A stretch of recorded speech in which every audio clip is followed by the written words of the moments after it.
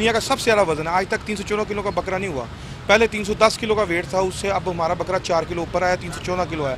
हम इसकी दूध, दही, मक्खन, देसी घी, गंदम, चने और मुरब्बा जात, पिस्ते, बादाम से इसकी खिदमत करते हैं दिन रात। जैसे पहलवानों की खिदमत की जाती है, उनकी सेवा की जाती है, उसकी मालिशें की जाती हैं, इस तरह हम इनकी मालिशें करते रहें।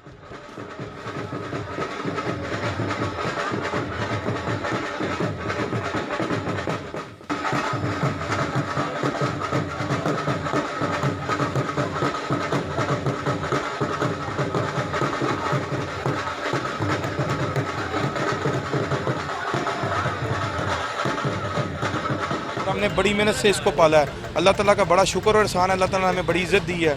और इस बकरे को हम इंशाल्लाह नबी पाक सल्लल्लाहु अलैहि वसल्लम के नाम से ईद पे अल्लाह की राह में कुर्बान करेंगे।